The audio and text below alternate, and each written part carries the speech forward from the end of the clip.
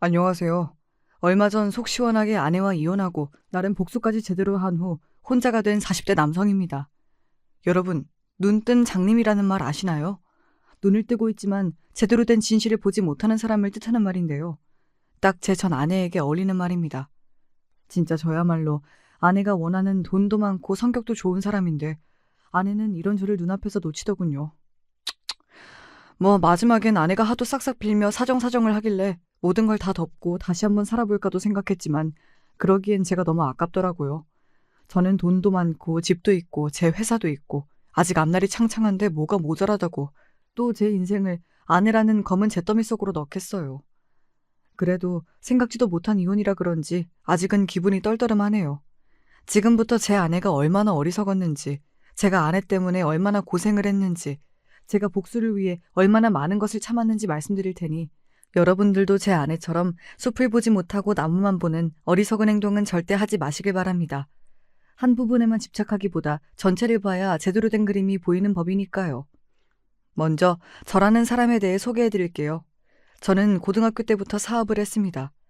유통사업을 하시던 아버지가 늘 사업하는 것을 봐와서 그런지 자연스럽게 돈이나 산업 흐름에 눈이 떠지더군요. 제가 제일 처음 도전했던 사업은 아버지께 1,000만 원을 빌려서 시작한 이동식 세차 서비스였어요. 제가 대표로 친구 2명을 고용해서 진행했었는데 고등학생 입장에선 꽤 쏠쏠한 용돈벌이가 되더군요. 아니, 용돈벌이 그 이상이었었죠. 월 300 이상의 적금이 가능할 정도였으니까요. 그렇게 제가 어릴 때부터 사업에 성공한 사람인 줄 알았습니다. 하지만 몇 년 만에 아주 큰 문제가 생겼습니다. 사업이 제대로 적자가 난 것이죠.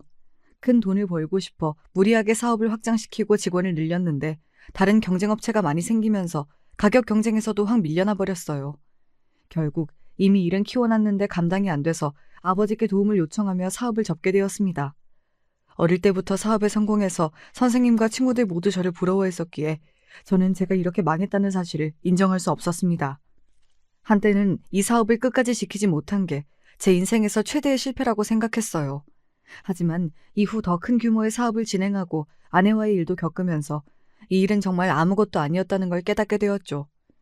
결국 사업은 망했지만 이 경험은 저에게 정말 큰 도움이 되었고 이후 성인이 되어 제가 원래 하고 싶었던 IT 네트워킹 서비스 사업을 시작했습니다. 확실히 온라인을 기반으로 중간에서 사람을 연결해주는 사업이다 보니 세차 사업과는 다르게 시스템만 잘 만들어두면 사람도 많이 모이고 시간 절약도 되더군요. 정말 뿌듯한 건 시간이 지나니까 제가 예상한 대로 아주 기분 좋은 소식이 들리기 시작했다는 거예요. 성과는 정말 상상 이상이었습니다. 제가 만들어둔 네트워킹 서비스를 이름만 들어도 알 법한 대기업들에서 찾기 시작하여 직원 수는 100명까지 늘게 되었죠. 덕분에 저는 아주 큰 돈을 벌 수 있었습니다. 매출을 간단하게 얘기하자면 연매출이 약 30억에서 잘 나갈 땐 50억까지도 되었습니다. 어느 정도인지 아시겠죠? 물론 국내 대기업의 매출에는 못 미치지만 그래도 개인이 이뤄낸 성과로는 대단하다고 생각해요. 저는 20대 초반부터 이 사업을 운영하며 10년 정도 대표직으로 있었습니다. 당연히 돈도 많이 모았고 이젠 또 다른 사업을 해보고 싶다는 생각이 들었는데 마침 대기업에서 정말 좋은 조건이 들어와 회사를 매각하게 되었습니다. 이후 몇 년 만에 저에겐 여유가 생겼고 저는 돈은 충분했기에 이제 정말 새로운 경험을 해보고 싶다는 생각이 들더군요. 그때 제 눈에 들어온 것이 남들 다 하는 회사 생활이었습니다. 예전부터 책에 관심이 많았어서 책 유통 사업을 하는 회사에 들어가게 되었죠. 물론 대표로 근무하였던 이력은 일부러 기재하지 않았습니다. 어차피 회사에서 입사자의 배경 조사를 한다곤 하는데 막상 입사하니 아무도 제가 대표였던 사실을 모르더군요. 저도 알리고 싶은 마음은 없었기에 그저 조용히 회사를 다녔습니다.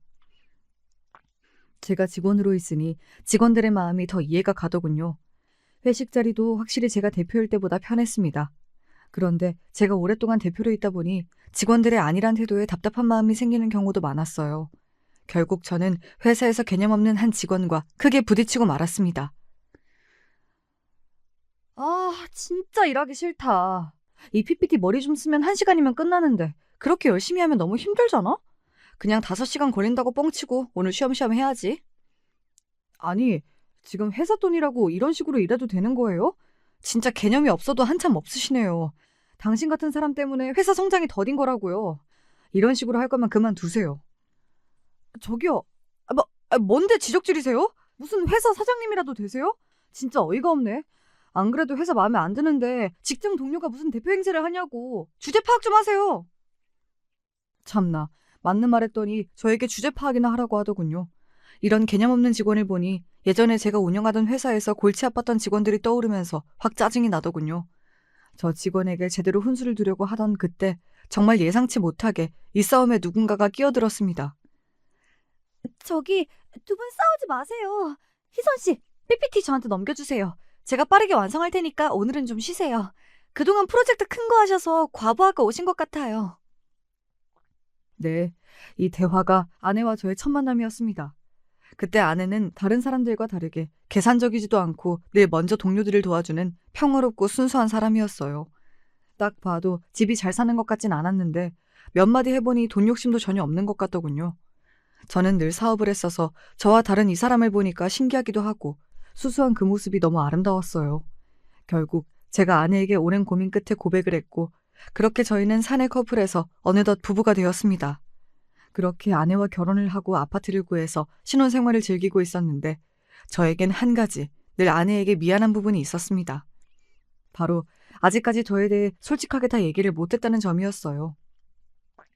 나쁜 건 아니지만 제가 회사 대표였던 사실과 돈을 많이 가지고 있다는 사실들을 말하지 못했습니다.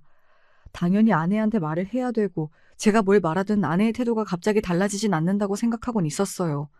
하지만 그동안 사업을 하면서 제가 대표라는 사실이나 돈이 많다는 사실이 알려지면 회사에 취업을 시켜달라거나 돈을 빌려달라는 등 무리한 부탁을 하는 경우를 너무 많이 봤어서 자연스럽게 아내에게도 제 상황을 숨기게 되었습니다. 하지만 안 좋은 소식도 아닌 만큼 언젠가 때가 되면 모든 걸 이야기해 주려고 생각했죠.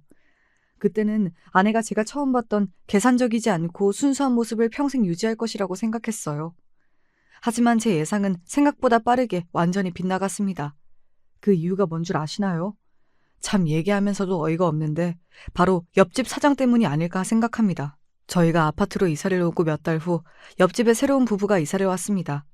집이 가깝기도 하고 네 사람 다 술을 좋아해서 함께 술도 먹으며 친해지게 되었죠. 옆집에 사는 남자분은 가구 제조업을 운영하는 작은 중소기업 사장이었습니다. 직원은 5명 정도 되는 것 같았어요.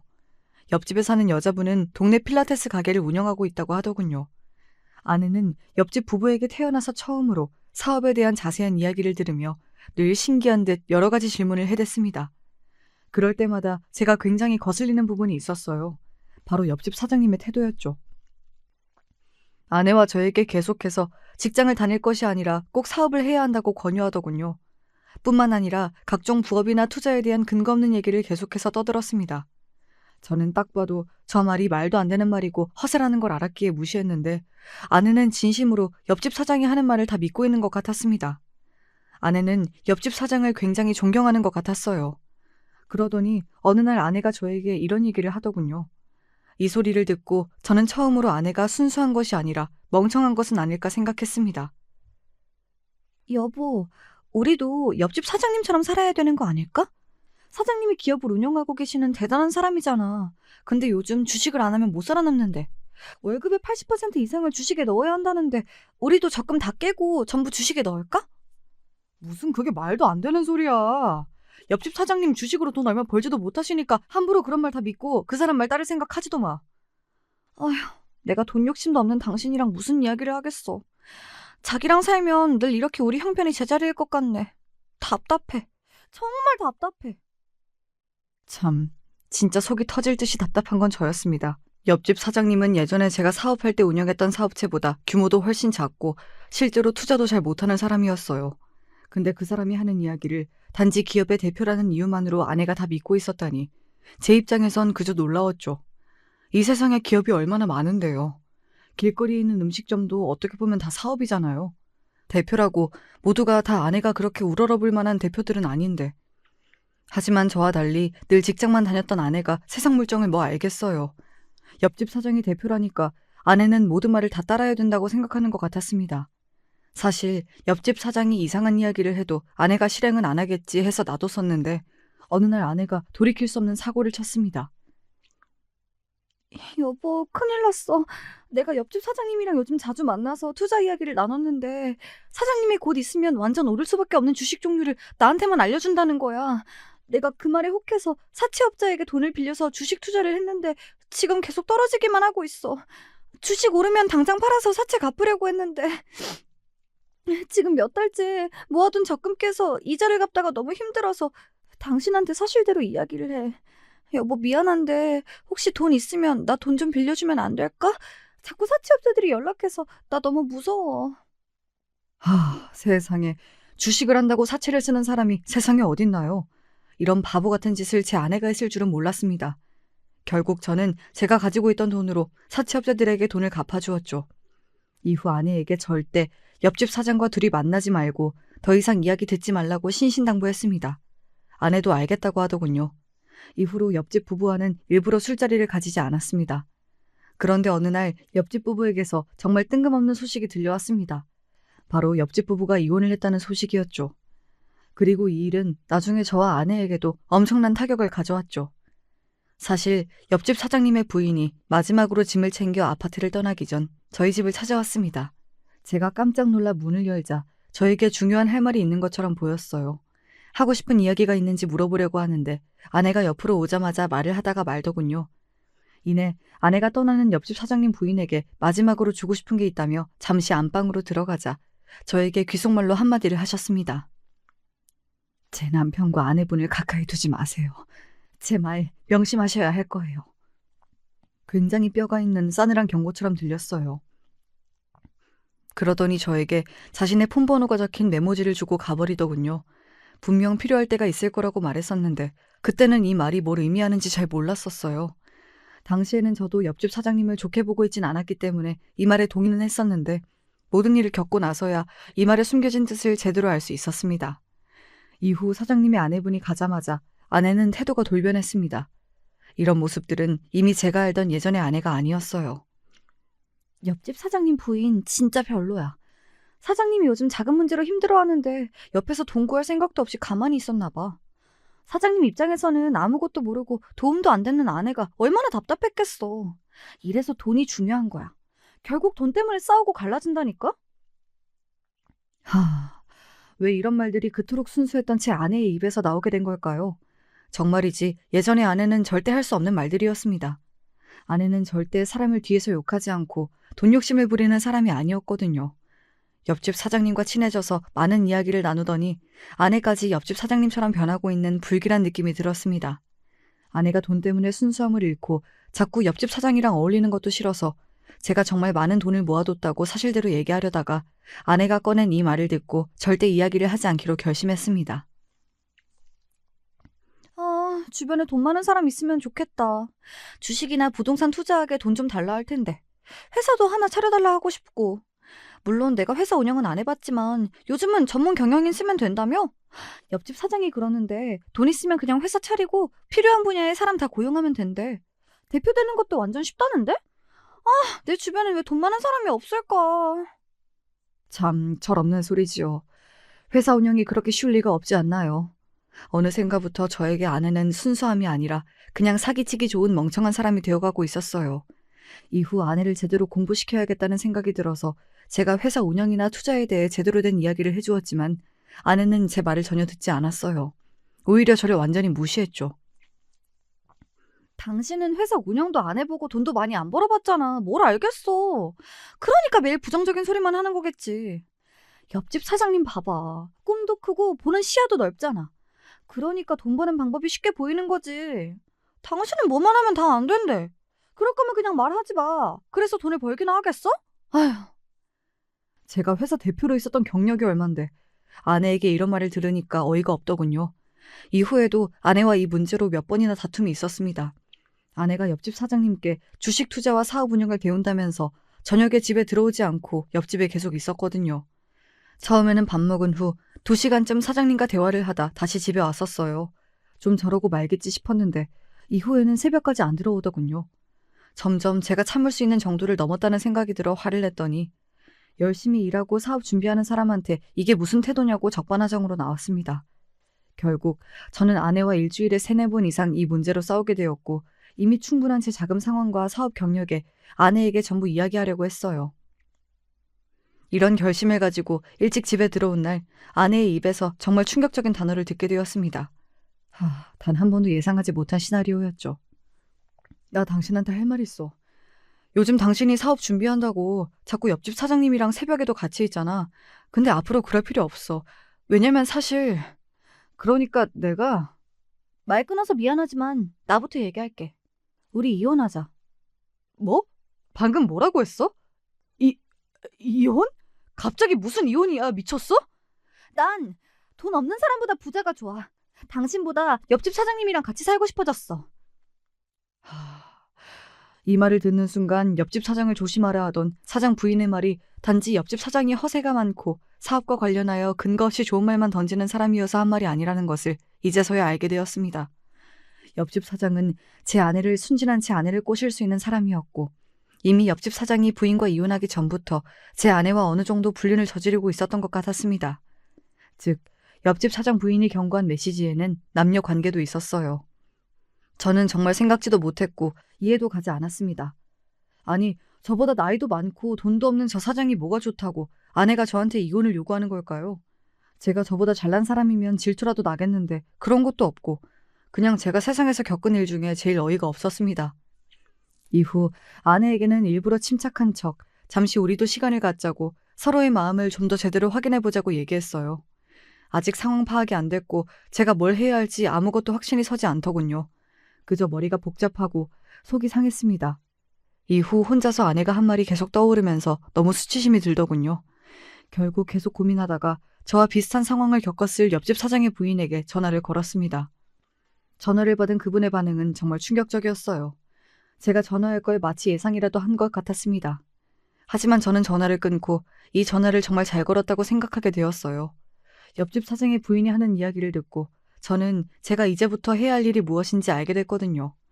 이 대화가 없었다면 어차피 저도 갈피를 잃고 답 없는 아내에게 매달리고 있었을지도 모르겠네요. 정말 제가 세상에서 제일 싫어하는 비효율적이고 감정에만 취해 있는 바보들처럼요. 안녕하세요. 생각보다 늦게 전화하셨네요. 제 말 이제 이해하셨죠? 저도 처음에는 이 상황이 믿기도 힘들고 어이가 없었습니다. 옆집끼리 참 더러워서 말이 안 나오네요. 지금부터 제 말 똑똑히 들으세요. 저희가 해야 될 건 슬퍼하는 게 아니라 제대로 된 복수예요. 지금 상황이 화도나고 억울하시죠? 그 감정을 저랑 같이 둘에게 복수하는 데 사용해 보시는 건 어때요? 방금 전까지 너무 슬프고 수치심이 들어서 힘들었는데 말씀 들어보니 일리가 있군요. 답 없는 저 둘한테 매달리고 슬퍼할 시간도 아까운 것 같아요. 복수가 제대로 된 답이죠. 그런데 어떤 식으로 복수를 해야 하죠? 좋은 방법이 있나요? 네, 당연히 있죠. 지금부터 해야 할 일을 알려드릴게요. 그렇게 저는 옆집 사장 부인과 힘을 합쳐 아내와 옆집 사장에게 복수를 하기로 했고 일은 속전속결로 진행되었습니다. 알고 보니 옆집 사장이 아내를 꼬드겨 불법으로 사업 자금을 횡령하고 있더군요. 옆집 사장의 부인은 경찰에 제대로 신고하기 위해 여러 가지 증거를 모으고 있었습니다. 저는 옆집 사장과 아내 몰래 사장이 운영하는 중소기업 직원들을 만나 더 많은 증거를 확보하기 위해 노력했습니다. 그러자 정말 말도 안 되는 핵심적인 증거들이 나오더군요. 그 작은 기업에서 할 수 있는 온갖 횡령은 다 한 듯 보였습니다. 참 뒤가 구린 놈이었죠. 옆집 사장이 회사의 재무관리도 함께 진행하고 있었기에 가능한 일이었습니다. 사장은 가짜로 여러 공급업체와 계약을 맺고 해당 업체에 돈을 지급한 것처럼 보이게 하여 실제로는 외국 계좌로 회사 자금을 보내고 있었더군요. 또한 있지도 않은 가짜 직원을 고용한 것처럼 꾸며 급여를 빼돌렸고 심지어 공급 자재의 원가를 부풀려서 그 차이까지 빼돌리고 있었습니다. 이 사실은 제가 옆집 사장 부인이 준 다양한 회사 자료를 바탕으로 직원 한 명 한 명과 깊이 대화를 하면서 알게 되었어요. 그렇게 옆집 사장이 사업 자금을 횡령한 증거를 모두 모아 경찰에 넘겨버렸습니다. 그러자 다음 날 아내가 기겁할 만한 일이 발생했습니다. 바로 경찰이 수색영장을 들고 아내와 사장이 있는 집을 급습한 것입니다. 사실 아내는 얼마 전부터 제 집을 나가 옆집에서 살기 시작했습니다. 저와 이혼은 하지 않은 채로 당당히 두 집 살림을 하고 있는 거였죠. 제가 일부러 침착하게 행동했더니 바보같이 뒤에서 무슨 짓을 꾸미는 줄도 모르고 이 모든 걸 이해해주는 줄 아나 봅니다. 그렇게 아내가 옆집에 있었어서 경찰이 오자마자 소리를 지르면서 경악하는 긴박한 상황이 다 들리더군요. 곧이어 경찰의 현실적이면서도 어이없는 질문까지 듣게 되었습니다. 아내와 옆집 사장의 신원을 확인한 경찰이 아내를 보고 대체 왜 옆집에 있는 거냐고 묻더군요. 아내는 불륜이 쪽팔린 것은 알았는지 말을 더듬었습니다. 그러자 옆집 사장은 경찰들에게 누가 이런 신고를 했냐며 다 허위 신고라고 자기는 아무 잘못 없으니 당장 나가라고 소리를 지르더군요. 저는 그 순간 무슨 생각이었는지 쾅 문을 열고 경찰들에게 얘기했어요. 안녕하세요. 저 옆집에 사는 이 여자의 원래 남편이자 사장님의 불법 사업 자금 횡령을 신고한 사람입니다. 경찰관님들, 날도 더우신데 정말 고생하십니다. 감사합니다. 제가 갑자기 이렇게 소리를 치자 경찰관들은 놀란 표정으로 저를 바라보았고 아내는 경찰관들의 눈치를 보더군요. 옆집 사장은 듣자마자 저에게 온갖 욕을 퍼부었어요. 그러게 처음부터 회사 자금 관리를 투명하게 잘 하셨으면 이런 일도 없었을 텐데 어리석고 불쌍하더군요. 이후 옆집 사장은 어떻게 됐을까요? 제가 예상했던 대로 구치소에 수감되었습니다. 여기서 정말 황당한 게 뭔 줄 아시나요? 옆집 사장이 구속되자마자 아내가 다시 저희 옆집인 저희 집으로 들어오더군요. 기가 차고 코가 찼지만 옆집 사장과 아내에게 제대로 복수를 하려면 아직은 아내가 필요했기 때문에 꼭 참았습니다. 그리고 오히려 이 기회에 아내를 완전히 제 편으로 만들어야겠다고 다짐했죠. 저는 곧바로 돈에 눈이 멀었지만 멍청한 아내에게 제가 원하는 정보를 캐낼 수 있는 아주 좋은 방법을 생각해냈습니다. 그리고 그 방법이 아주 잘 먹히더군요. 그러기 위해서 제가 먼저 아내에게 이 상황에 대해 사과를 건넸습니다. 아유, 답답한 나 대신 돈 많고 능력 있는 옆집 사장님이랑 새로 시작해보려고 당신이 용기를 냈을 텐데 왜 당신한테만 이런 일이 생긴대? 아참, 당신은 내가 이 상황을 만들었다고 오해할 수도 있겠구나. 우선 말없이 경찰에 신고해서 미안해. 근데 당신이랑 옆집 사장이 불법 자금 횡령한 걸 알고 있는 다른 사람들이 신고했다면 가지고 있는 모든 증거를 다 넘겨서 재판받을 때 더 불리했을 거야. 나는 당신이 많이 안 다쳤으면 좋겠어서 일부러 사람들한테 내가 신고하겠다고 말한 거라고. 우리가 갈라졌음에도 당신을 끝까지 위하는 내 마음이 잘 전달됐으면 좋겠다. 뭐야, 그런 거였어? 내가 또 당신을 오해했네. 고마워. 나라면 내가 엄청 미울 텐데. 당신은 끝까지 나 생각해주니까 내가 더 미안하다. 아, 옆집 사장이 절대 들킬 일 없을 거라 했는데 이게 어떻게 된 걸까? 다행히 경찰관들이 난 안 잡아갔는데 나중에 나까지 경찰서로 끌고 가는 건 아니겠지? 서류상으로는 당신이 안 들어가 있어서 당신이 직접적으로 피해보는 건 없을 거야. 그리고 당신이 피해를 보게 된다면 어떻게든 내가 도와줄게. 그래도 우리 한때 사랑했던 사이잖아. 사실 난 이 상황이 너무 속상해. 당신이 옆집 사장이랑 살아도 정말 잘 됐으면 좋겠거든. 그래서 말이야. 내가 당신을 돕고 싶어. 지금 상황으로는 사장님이 과징금이나 벌금 때문에 많은 돈을 잃거나 사업을 못하게 될 수도 있거든. 내가 어떻게든 알고 있는 사장님들한테 돈을 빌려서 당신이 옆집 사장님이랑 새로 사업을 시작할 수 있도록 돈을 마련해 줄게. 근데 그러려면 나도 지금 당신이랑 옆집 사장이 어떤 상황인지, 뒤에서 무슨 일을 하고 있는지 제대로 알아야 하거든. 지금부터 내가 묻는 거 전부 솔직하게 대답해 줄 수 있어? 정말? 당연하지. 나는 당신이 나 미워하는 줄 알았는데 아니었구나. 다행이다. 사실 당신이 돈은 없지만 너무 좋은 사람이라 내가 돈 때문에 옆집 사장님을 선택한 게 내 마음에 걸렸거든. 당신이 사업 자금만 지원해줄 수 있다면 난 뭐든 할 수 있어. 전부 물어봐. 역시 당신은 두뇌 회전이 참 빨라. 말 이해도 잘하고. 진작 사업을 했어야 되는데 내가 그런 사람이 아니어서 참 안타깝네. 먼저 옆집 사장이 불법 자금을 숨긴 해외 계좌랑 비밀번호를 다 나한테 알려줘야 하고 불법 장부가 있다면 그것도 날 보여줬으면 좋겠어. 이걸 다 알아야 내가 얼마나 필요한지 또 경찰이 닥쳤을 때 어떻게 해결할지도 얘기해줄 수 있거든. 옆집 사장은 내 말 안 믿을 것 같아서 나한테 이런 거 알려준다고 미리 얘기 안 했으면 좋겠다. 내 말 알아듣지? 그럼 일주일 내로 전부 정리해서 줄게. 정말 고마워.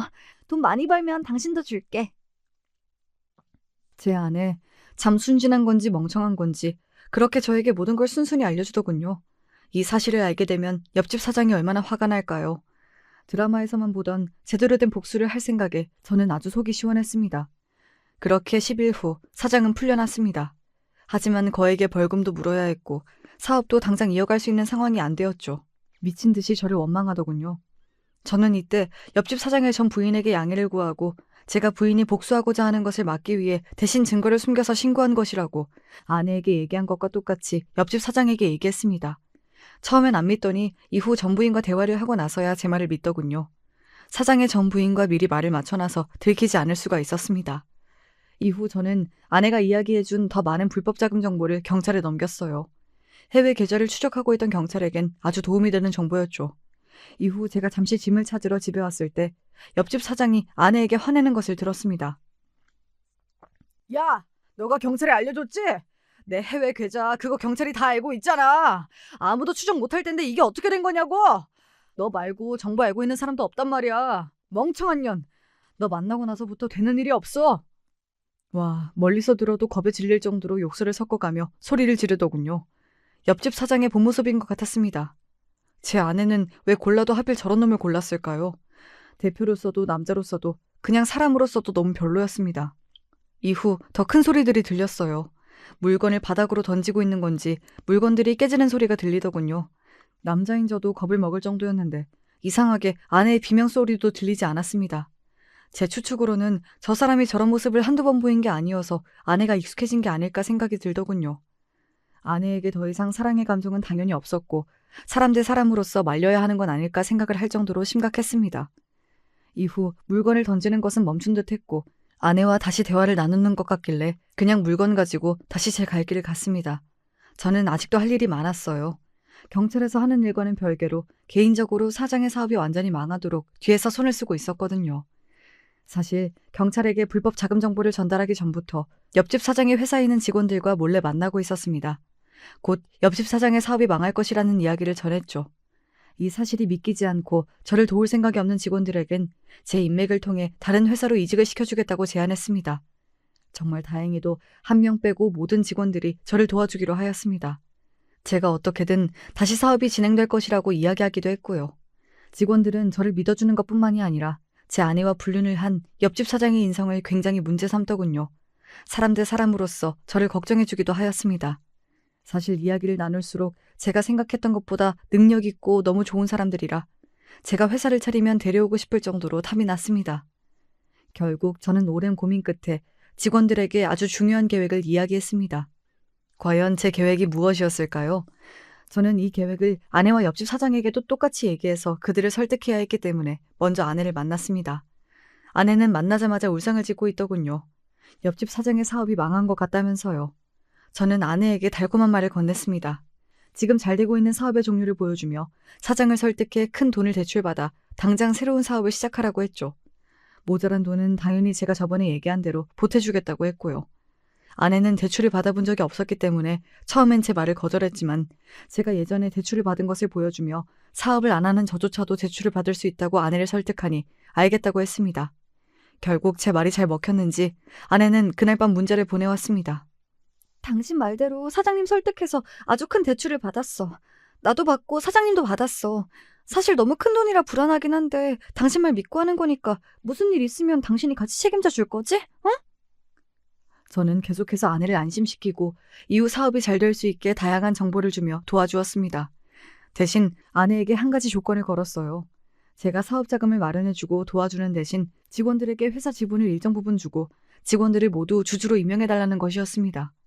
옆집 사장은 이 말을 듣고 처음엔 제가 회사를 맘대로 하려 한다며 분노했지만 아내는 대주주는 옆집 사장이라는 말에 흔쾌히 동의하더군요. 이후 옆집 사장과 아내의 새로운 사업은 승승장구했습니다. 사실 저는 배가 아프지도 않았어요. 모든 게 제가 만들어 놓은 판이었기 때문이죠. 이 사업이 잘 되어야지 제가 원하는 걸 할 수 있었거든요.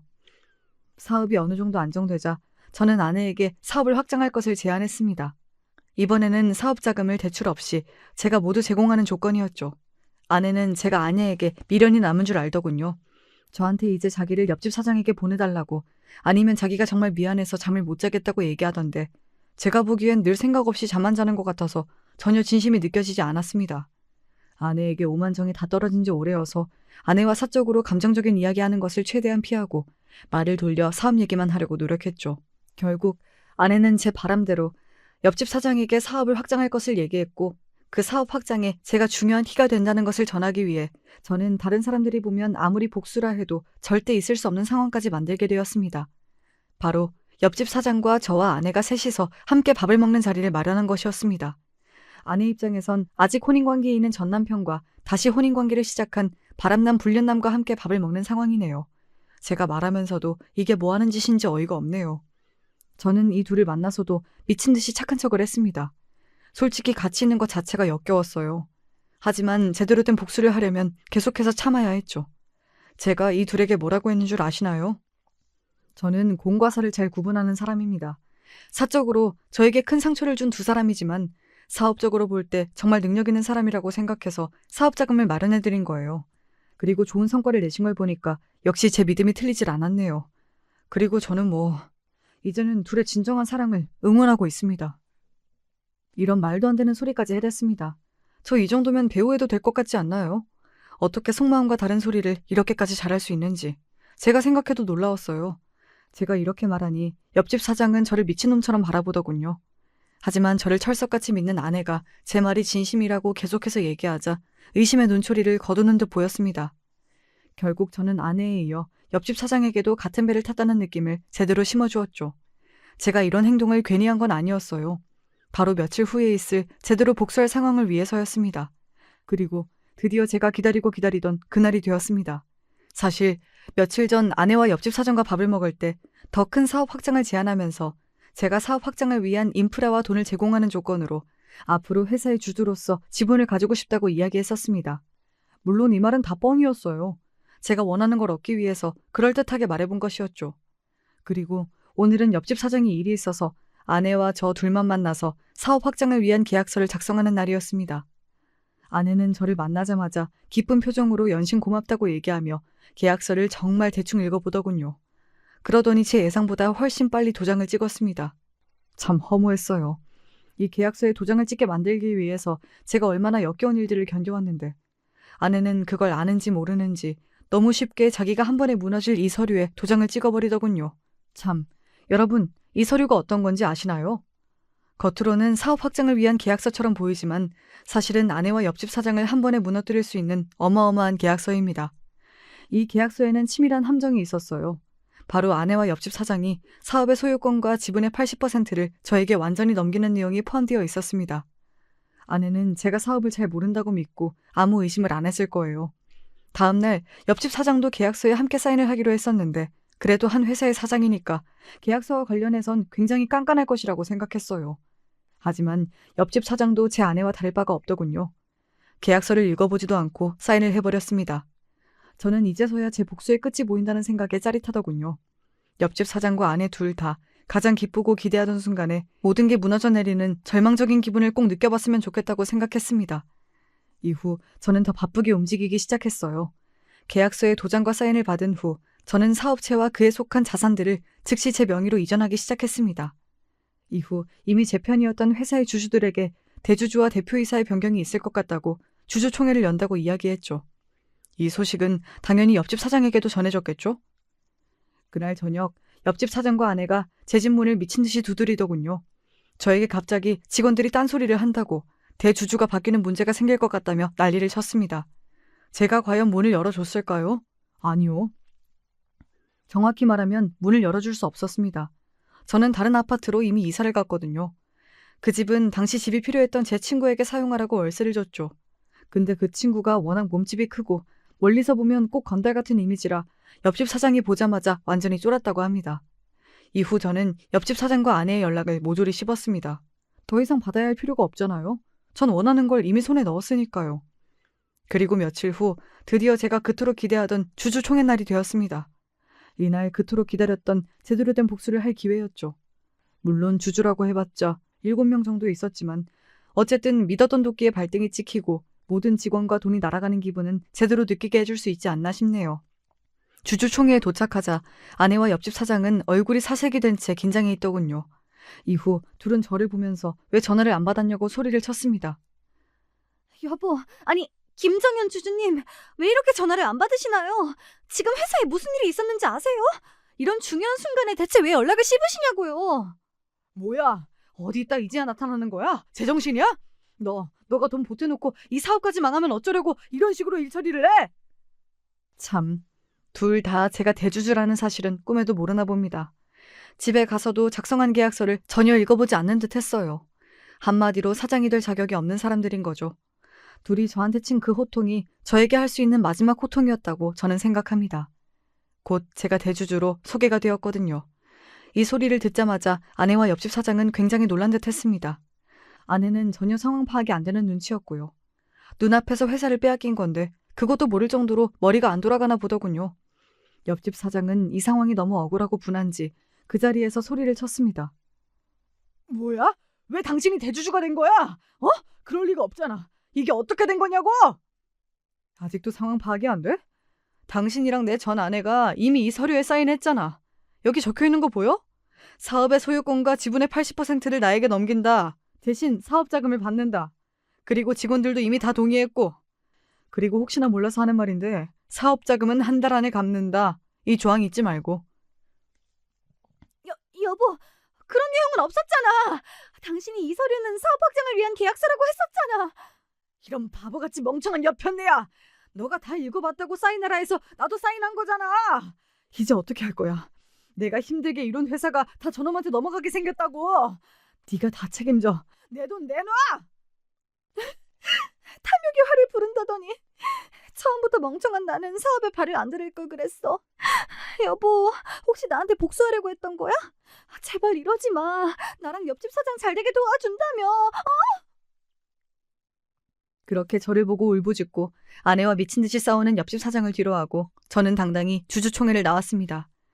이후 저는 다시 회사의 대표이사가 되었고 회사 사람들은 아내와 옆집 사장의 불륜 소식을 알아서인지 직원 이상으로 옆에서 저를 더 많이 신경 써 주었습니다. 저는 직원들을 위해서라도 이 회사를 제대로 키워봐야겠다고 생각했죠. 아내는 잃었지만 대신 회사와 직원들을 얻었다고 볼 수도 있겠네요. 이후 옆집 사장과 아내는 어떻게 됐을까요? 당연히 해고했습니다. 사실 제가 이 회사의 대주주로 임명되지 않았더라도 이미 둘은 직원들에게 해고를 당했을 것 같아요. 왜냐하면 제가 직원들이랑 계속 연락을 하고 있어서 이 소식을 알게 되었는데 둘이 회사를 운영하던 그 짧은 시간 동안에도 불법으로 횡령을 하고 있었더라고요. 직원들은 저에게 증거를 모아두고 싶다고 조언을 구했습니다. 저는 서류를 복사해두고 USB 증거자료도 모조리 복사해두고 회의할 때 등은 꼭 녹취록을 켜두라고 얘기해줬습니다. 직원들은 저에게 정말 고마워하더군요. 늘 얼른 제가 대주주가 되어 회사의 대표이사로 왔으면 좋겠다고 얘기했습니다. 참 옆집 사장은 개벌은 남 못 준다더니 어떤 회사에서든 평생 횡령이나 하며 거지처럼 살 모양입니다. 이후 회사 사람들을 통해 전 아내의 소식도 들었습니다. 안타깝고 씁쓸한 소식이더군요. 회사와 재산을 모두 잃고 알코올 중독에 빠져 살던 옆집 사장이 결국 아내를 수차례 폭행했다고 하네요. 이후 참다 못한 아내가 경찰에 옆집 사장을 신고했다고 합니다. 이후 제가 분실 사건으로 경찰서에 간 적이 있었는데 아내가 저를 찾았다고 얘기해 주더군요. 저기요, 어떤 식으로 폭행을 했는지 말씀을 해 주셔야 저희가 조사를 하죠. 저 사람이 폭행 사실을 자세히 얘기하면 저를 가만히 두지 않을 거라고 얘기했어요. 제가 그동안 일했던 월급도 아직 못 받았는데 돈도 안 줄 것 같단 말이에요. 저 그냥 제 전남편이 너무 보고 싶어요. 경찰관님도 제 전남편 아시죠? 저번에 옆집에서 제 원래 남편이 튀어나왔었잖아요. 옆집 사장을 만나면서 양심이 없어지더니 쪽팔림도 없어졌나 봅니다.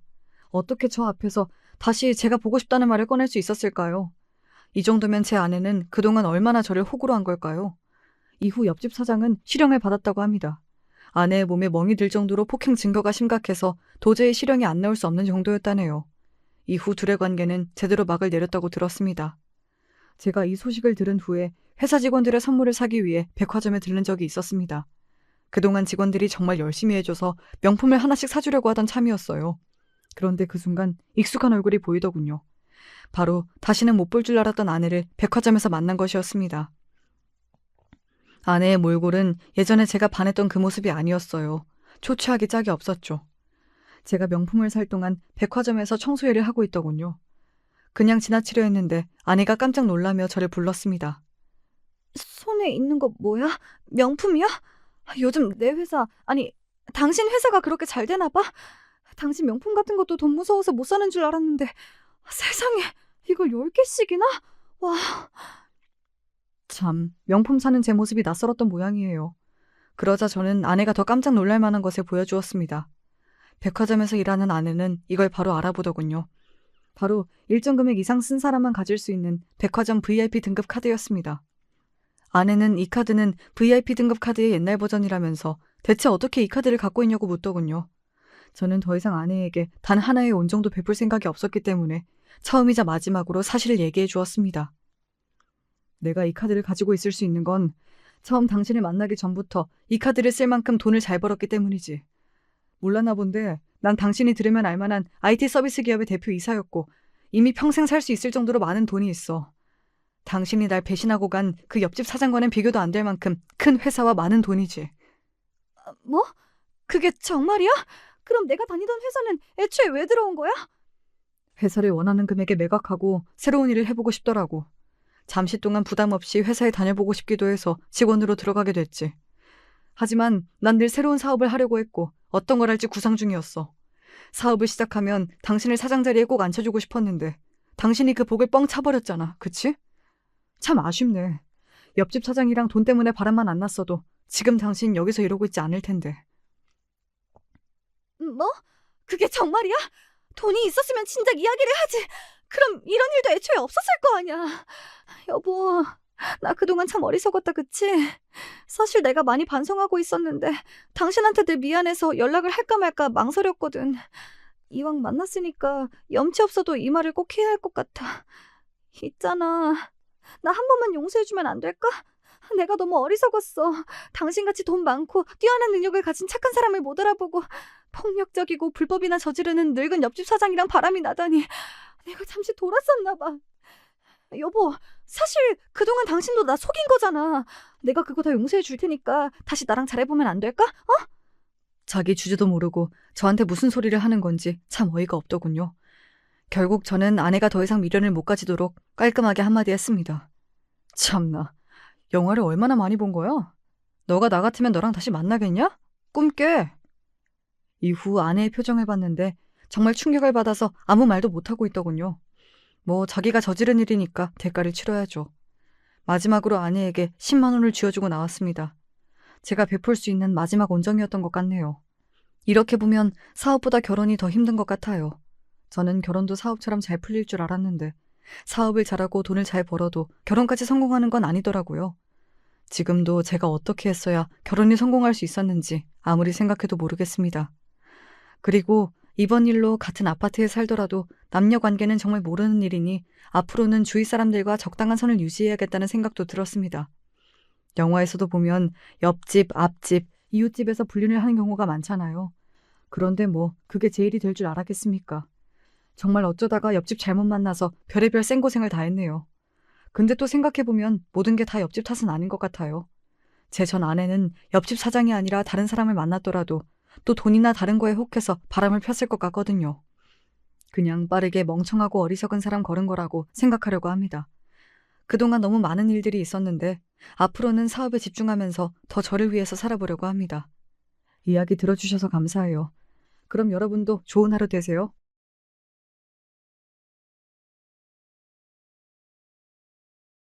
전 개인적으로 사고방식이 어릴 때보다 많이 굳어버렸다는 것을 실감할 때면 나이를 먹었다고 생각이 들어요.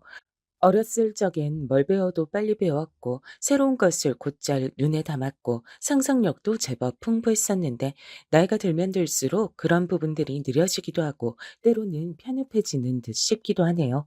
만약에 지금보다 더 어리고 젊은 나이에 이런 사연을 쓸 기회가 주어졌다면 설레는 마음으로 이런저런 문장들을 궁리해 봤을 것이란 생각도 들고요.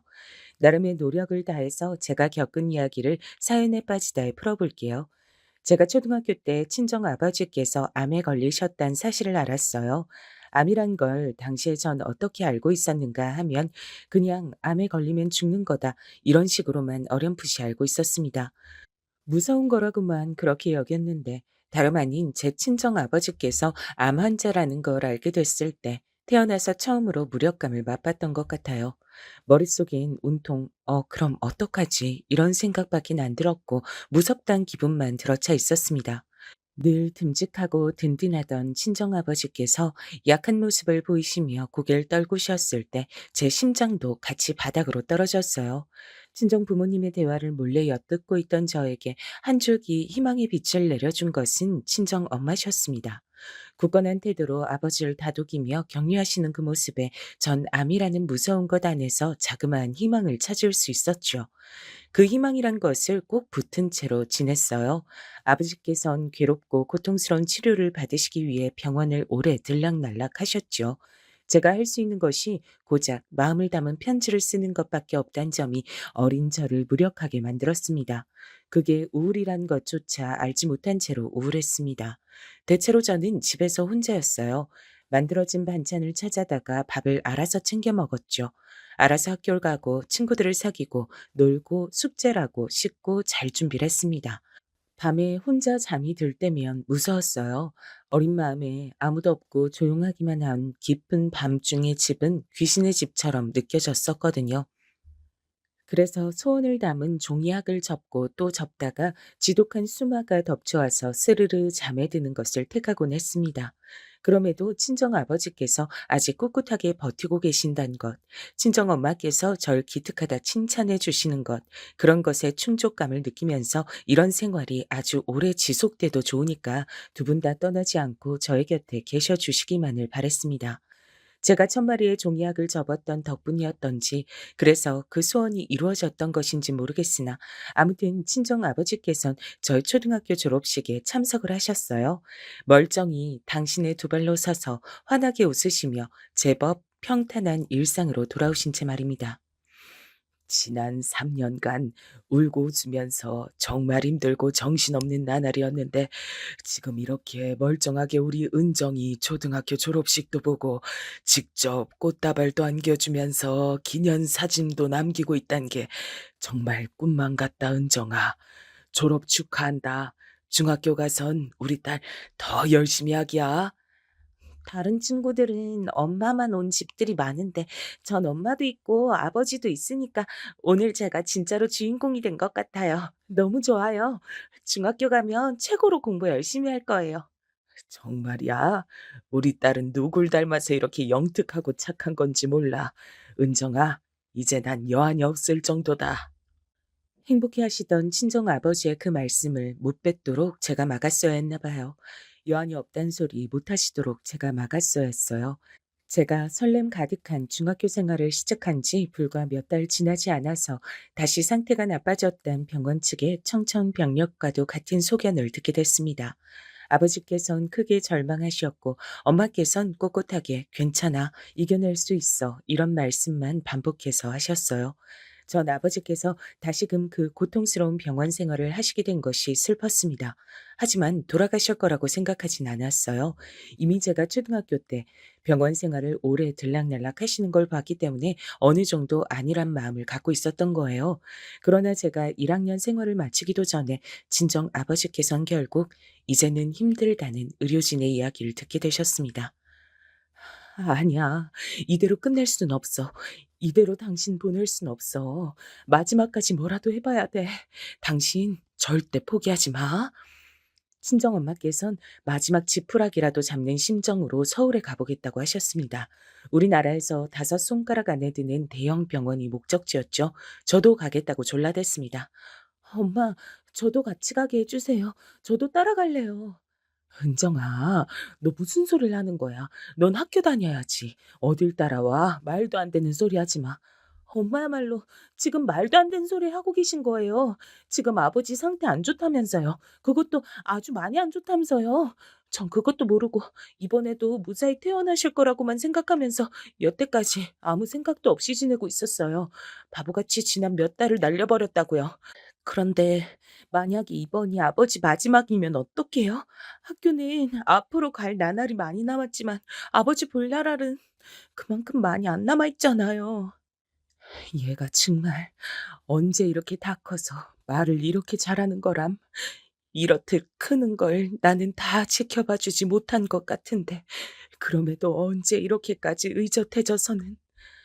친정엄마께선 기어이 제 앞에서 흐느껴 우셨습니다. 그간 굳건하게 버티곤 계셨지만 그 속은 진작에 문드러져 있었음을 저도 그제서야 깨닫고 엄마께 힘이 되어 드리지 못해온 것에 죄송한 마음으로 함께 부둥켜 안고 울었어요. 동이 트기 전 새벽에 출발해서 아침 무렵에 서울의 대형 병원에 도착을 했죠. 권위자라고 알려진 의사가 아버지의 의료 기록을 손에 들고 다가왔습니다. 그리고 아버지의 손을 꼭 잡은 채로 곁을 지키고 있는 저는 내버려둔 채 엄마께만 조심스런 눈짓을 보내더군요. 몇 걸음 떨어진 위치로 가서 엄마께서 그 의사에게 어떤 말을 전달받으시는 모습을 전 지켜봤습니다. 과연 무슨 얘기가 오가고 있을지 불안과 호기심이 뒤엉키던 바로 그때였어요. 안 돼. 안 돼요. 아직은 안 돼요. 제발요. 부탁드립니다. 안 돼.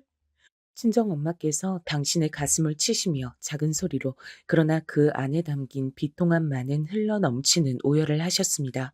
다리에 힘이 풀린 듯 바닥에 주저앉으시는 동안에도 엄마의 온몸이 주체할 수 없을 정도로 심하게 떨리고 있었어요.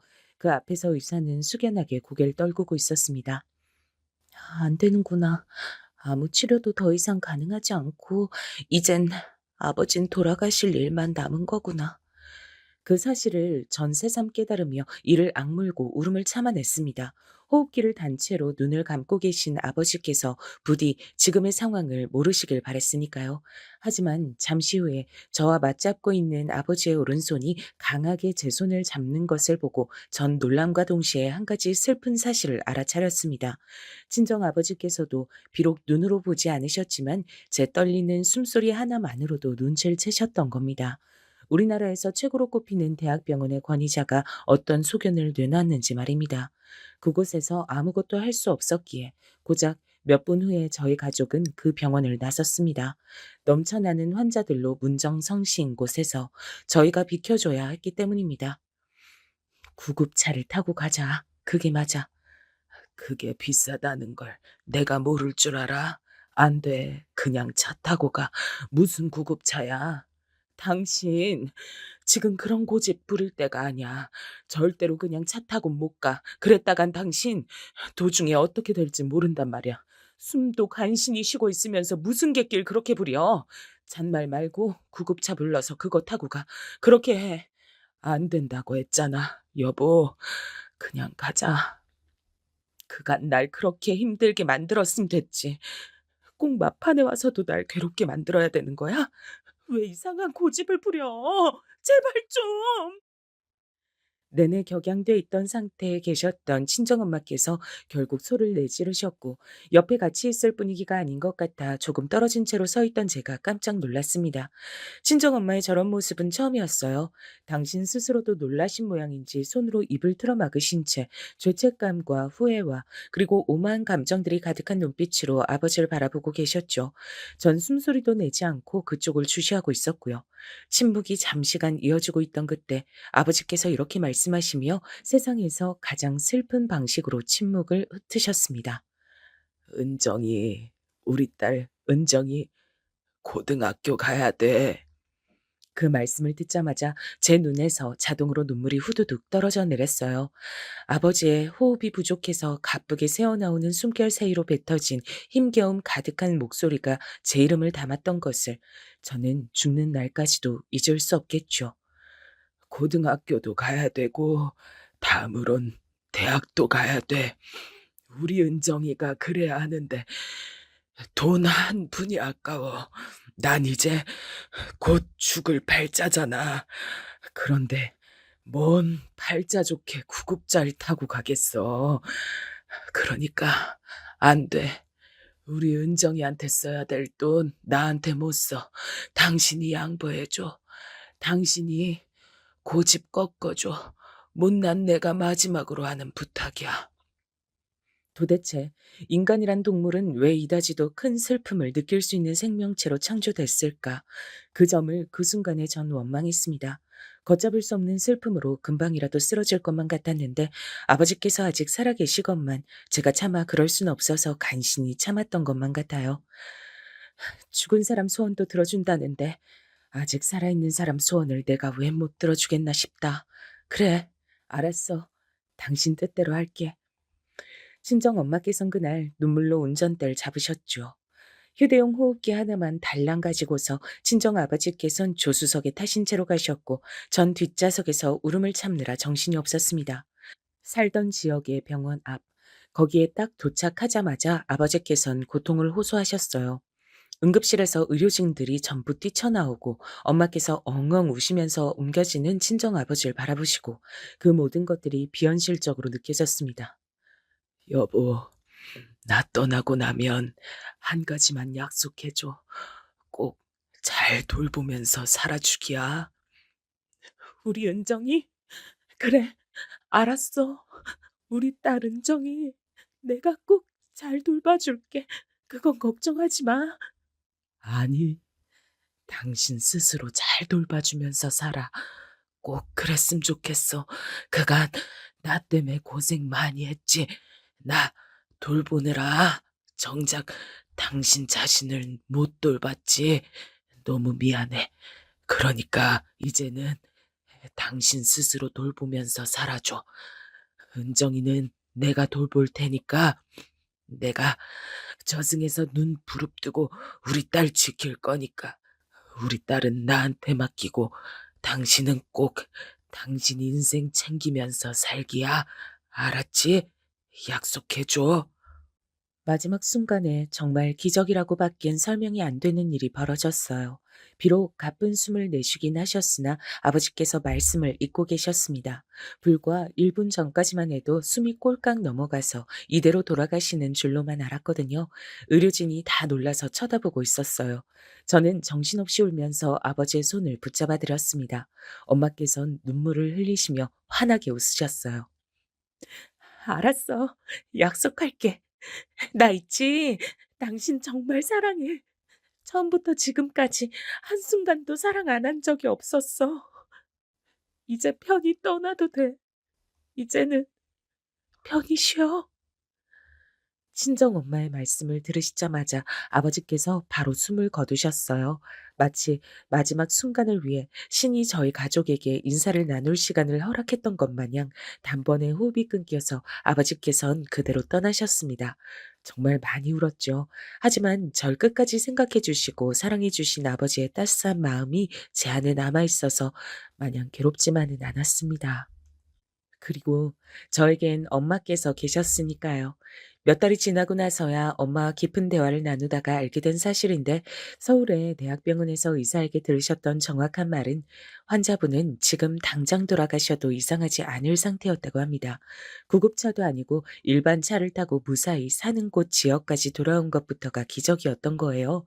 그리고 친정엄마께서 마지막에 환하게 웃으셨던 것은 아버지께서 인생의 마지막 순간에 보시는 모습이 당신의 웃는 얼굴이었으면 좋겠단 마음으로 그러신 것이라고 했어요. 전 중학교 2학년이었고 광란의 사춘기를 맞이해서 멋대로 엇나가는 친구들이 학교에 제법 많았습니다. 가출하는 친구도 있었고 부모님과 절연할 기세로 싸워서 집안이 개판 상태인 친구들도 몇 했죠. 모든 집이 화목한 게 아니며 또 모든 부모가 자식을 위하며 사는 게 아니란 것을 그때 알았습니다. 비록 아버지께서 가슴 아프게 제 곁을 영영 떠나셨다고 하더라도 전 행복한 아이니까 제 인생을 소중하게 여기며 살아가야겠다는 생각이 들었어요. 절대 엇나가지 않을 것을 저 스스로에게 다짐했습니다. 저희 집의 형편은 썩 좋지 못했어요. 정확히 사정이 어떤 정도인지 저희 엄마께서 저에게 알려주지 않으셨고 저도 대놓고 여쭤볼 엄두가 안 나서 몰랐다가 고등학교에 올라가면서 알게 됐습니다. 그 시점에 빚이 약 3천만 원 정도가 있었어요. 엄마께서 지난 2년간 부지런히 일을 하셨으니 원래는 빚의 금액이 더 컸다는 것을 쉬이 짐작할 수 있었습니다. 몸이 아프면 그것으로 끝이 아니라 여러모로 힘들어지는 거구나. 금전적인 부분도 무시할 수 없는 거구나. 난 아버지가 편찮으신 것만 생각하느라 돈이 나가는 것을 생각해 본 적이 없었어. 너무나도 당연한 거였는데 내가 그런 걸 고려를 못 해봤네.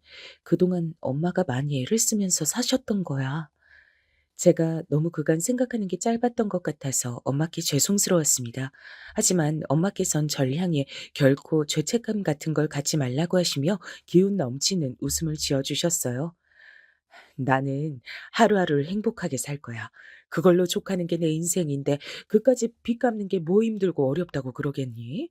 은정아, 난 있지. 비록 빚 갚느라 거의 다 써버릴지언정 일 다니면서 돈 버는 것도 감사하고 이렇게 사랑하는 딸과 함께 시간 보낼 수 있음에 감사하단다. 이 세상에 감사하지 못할 일이 없어. 엄만 그러면 제가 공부를 못하는 것도 감사할 일이라고 생각하세요? 감동이 차오르자 전 괜스레 장난스러운 질문으로 분위기를 옮겨갔었죠. 그러자 친정 엄마께서 맞장구를 쳐주셨습니다. 어이쿠, 글쎄, 그건 감사하기엔 애매하다고 해둘까? 우리 딸, 건강하기만 해라. 공부 잘하는 건 바라지도 않아. 그런 건 애저녁에 포기했어. 아, 엄마, 포기하신 건 너무하잖아요. 장난스레 티격태격했지만 제가 공부를 썩 못하는 건 진짜였습니다. 제가 간신히 꽤 이름 있는 인문계 고등학교에 진학을 하긴 했는데 공부머리가 부족했어요. 제 스스로의 깜냥을 알았다고나 할까요?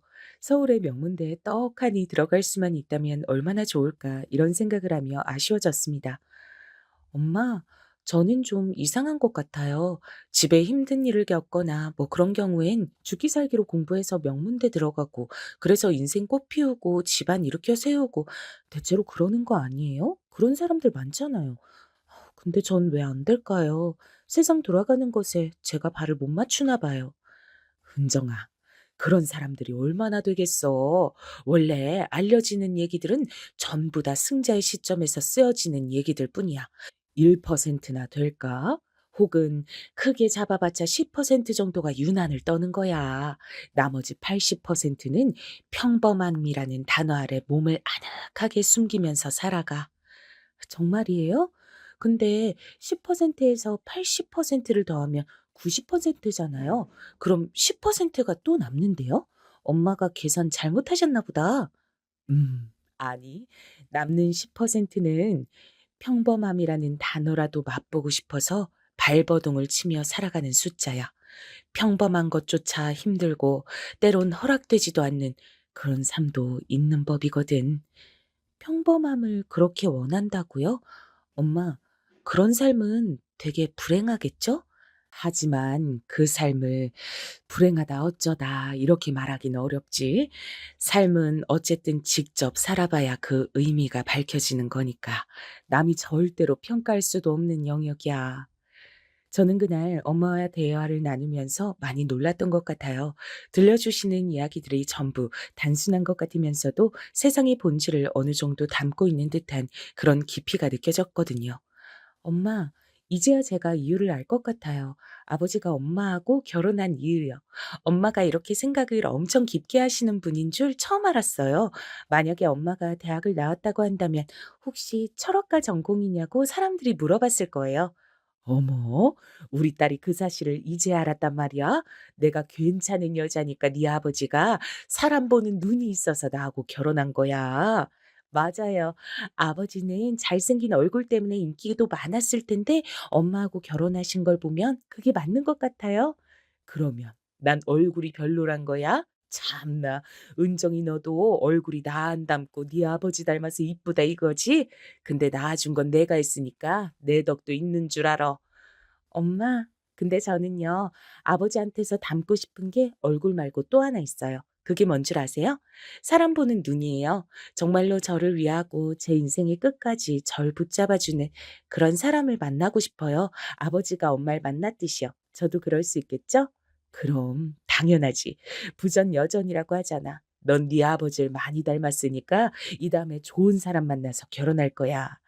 제가 좋은 대학에 못 가도 그게 가능할까요? 나는 뭐 대학 나왔다니? 좋은 사람 만나는 게 대학 간판으로 좌지우지 되진 않아. 그러니까 우리 딸 공부 좀 못한다고 의기소침해할 필요 없어. 그러면서 은근히 저한테 공부 못한다고 놀려대셨던 엄마셨습니다. 저는 민망한 웃음을 터뜨리면서 비록 지금은 해결되지 않은 문제들을 안고 살아가고 있으나 밝은 미래가 저희 모녀를 기다리고 있을 거라고 믿었어요. 저에게 과연 어떤 인연이 다가올지 정말 궁금하기도 했습니다. 전 대학을 학비가 지원이 되는 전문대로 갔죠. 대학과 연계가 되는 곳에서 첫 취업을 했고요. 그때가 되자 집에 빚은 없는 상태였으며 취업하던 시기와 비슷하게 이사도 갔습니다. 더할 나위가 없었습니다. 소소한 행복을 누리며 엄마와 둘이서 재미있게 지내던 시기였어요. 그러던 어느 날 외할머니께서 쓰러지셨다는 연락을 받게 됐어요. 연락을 받으시고 나서 엄마께서 늦은 시간까지 멍하게 창밖만 바라보고 계셨습니다. 외할머니께선 워낙 멀리 사셨기 때문에 전 어렸을 때를 제외하고 거의 찾아뵌 적이 없었어요. 그래서 솔직히 깊은 정이라든지 유대감이 없었죠. 쓰러지셨다는 소식을 듣고도 어휴, 어떡하냐 싶은 감상이 다였습니다. 하지만 엄만 다르셨던 거예요. 은정아, 외할머니한테 남은 시간이 오래지 않은 것 같아. 암만 생각해도 내가 외할머니 곁에 가서 마지막 시간을 함께 보내드려야 될 것 같구나. 미안하지만 당분간 혼자 지낼 수 있지? 네? 알았어요. 그치만 엄마 외할머니를 별로 안 좋아하시는 거 아니었어요? 에구구, 우리 딸이 그런 걸 다 느끼고 있었구나. 그래, 맞아. 난 네 외할머니를 별로 안 좋아했어. 어릴 때 무진장 힘들었거든. 외할머니를 이해할 수가 없었지. 그래서 내가 매번 무슨 생각을 하며 지냈던 줄 알아? 난 나중에 자식 낳으면 이렇게 키우지 말아야지. 난 잘해줘야지. 절대로 네 외할머니처럼은 되지 않을 거라면서 이를 바득바득 깔았었어. 외할머니가 미웠거든. 근데 이제 와서 왠지 이해가 가려고 하네. 외할머니도 그렇게 사실 수밖에 없었단 걸 보고 배운 게 그거였을 뿐이고 환경이 사람을 그렇게 만들었을 뿐임을 나의 엄마이실 뿐이 아니라 한 인격체이셨다는 걸 그분도 엄마가 되어 보신 것은 처음이었기에 서투실 수밖에 없었단 걸 이제서야 내가 이해를 한다. 부디 많이 늦은 건 아니길 바라면서 곁에 가봐 드려야지. 내가 그분 딸이잖아. 씁쓸한 표정으로 말씀하신 친정 엄마께선 이튿날 바로 짐을 다 싸서 내려가셨어요. 저는 이유 모를 우울감에 취해버렸죠. 그때 알았습니다. 어렸을 적 아버지께서 투병 중에 계셨을 때 제가 느꼈던 것은 우울이라는 것을요. 그게 우울이었던 거예요. 그걸 깨닫자마자 고독마저 찾아왔는데 그런 때에 절 향해 내리쬐는 햇살이 있었습니다. 바로 남편이었어요. 사람은 자신이 힘들 때 내밀어진 손길을 잊을 수 없다고 하죠. 저에겐 남편이, 남편에겐 제가 그런 손길의 주인공이었습니다. 남편은 대학을 4년제로 나와 나름 전망도 있고 안정성도 높은 직장에 다니고 있었어요. 그런데 개인적인 인간관계 문제로 무척 심적인 방황을 하고 있었고 절 만나서 많은 위안을 받았다고 합니다. 희한한 일이었죠. 제가 한 것이라곤 남편에게 위로를 받은 것뿐이었거든요. 전 받기만 했거늘 남편은 제가 주기만 한 사람이었다고 했습니다. 아버지, 하늘에서 보고 계세요? 저 이 남자하고 결혼하고 싶어요. 제가 기다려온 인연이 바로 눈앞에 있는 이 사람 같습니다. 기이할 정도의 확신이 들었고 전 남편에게 먼저 청혼했습니다. 제가 가진 거라곤 쥐뿔도 없었어요. 모은 돈도 개인 계좌에 2천만 원 남짓이 전부였고요. 반면 남편은 그때 7천만 원과 승용차 한 대를 가지고 있었죠. 시댁에서 남편이 결혼할 때 지원해 주려고 들고 있었던 5천만 원 또한 있었습니다. 이런 것들을 모두 합쳐 소중하게 미천 삼아 결혼을 했습니다. 결혼식을 3개월 앞두고 외할머니께선 돌아가셨어요. 버틸 만큼 버티고 용 쓸 만큼 용 쓰다 가셨으니 당신께서도 미련이 없으셨을 거야. 나도 이젠 마음이 한결 가벼워 마지막 나날들을 곁에 있어 드리기를 잘했단 생각이 든다. 친정엄마께서 정말로 홀가분해 보이시는 얼굴을 하고 계셔 저도 안심이 됐습니다. 저의 평생을 봐오신 분이 친정엄마신데 그런 분께서 저보고 얼굴이 그 어느 때보다 편안해 보인다고 말씀해 주셨어요. 명백히 남편 덕분이었죠. 윤서방이 얼마나 괜찮은 사람인가 아닌가를 내가 판별할 필요도 없었어. 은정이 너라면 사람을 옳게 골랐을 거란 것을 바로 그 점을 내가 믿었으니까. 우리 딸 행복하게 살아야 된다. 이렇게 다 커서 시집을 가게 되다니 하늘에서 네 아버지가 깜짝 놀라시겠다. 언제 이렇게 어여쁜 숙녀가 다 됐냐고 하면서 놀라 자빠지실 테지. 엄마, 저 행복하게 잘 살게요. 자신 있어서 하는 결혼이에요. 지켜봐 주세요. 지난 날들이 머릿속을 모두 스쳐갔습니다. 비록 슬픔과 상실의 구간을 지나오기도 했으나 대체로 평범함의 단어가 만든 그늘 아래에서 몸을 누이고 쉴 줄 아는 지난 인생이었다고 자평이 됐습니다. 전 결혼하면서 생각했죠. 제 인생의 진정한 시작은 지금부터라고요. 저를 며느리로 맞이하시는 시어머니께서 눈물을 몇 번이고 글썽이셨어요. 우리 경준이 내가 정말 온 마음 다해서 키운 자식이야. 자식 키우는 부모 마음이 안 그런 경우가 어디 있겠냐마는 그래도 내가 유별나도록 힘든 정성을 다해서 키운 자식이라고 말을 하고 싶어. 호랑이보다 더 무서운 아비, 능력이 부족해서 죄인처럼 수그리고 살았던 어미, 그리고 어렸을 때 많이 아파서 자기가 받을 사랑과 관심과 모든 보살핌을 다 빼앗아 갔던 누이, 이런 가정 안에서 자라온 게 우리 경준이란다. 내가 우리 경준이만 생각하면 어긋날 가슴이 미어져. 내가 얼마나 미안한 게 많고 애틋함이 많은지 몰라. 네, 어머님. 그 마음 제가 깊이 새기면서 어머님의 귀중한 아들, 이젠 제 남편이 된 사람에게 저 또한 마음 다하면서 그렇게 살겠습니다. 약속드립니다. 시어머니의 눈물 앞에서 저는 정중한 태도로 약속을 드렸습니다. 그런 저를 보며 뿌듯하다는 듯 미소를 지으셨던 분이 시어머니셨어요. 뭐 하나 잘난 구석이 없는 저를 선뜻 며느리로 맞아주셔서 너무 감사한 분이셨어요. 시아버지께선 되게 잘 안 계시고 걸핏하면 외출을 오래 하시는 분이셨습니다. 무뚝뚝하셨고 언행이 조금 거치신 분이셨죠. 아들놈 다 컸다고 드디어 장가를 가는구만. 아이고 세월이야. 지나간 내 젊음이 아깝고 아쉬워서 눈물이 다 난다. 결혼하겠다며 인사를 드리러 갔던 날 제 앞에서 기껏 하셨던 말씀이 이것이었습니다. 그리고 제가 정확히 들은 건지 헷갈리는데 얼핏 알아서 잘 살든지 말든지라며 한탄하듯 중얼거리셨던 것 같아요.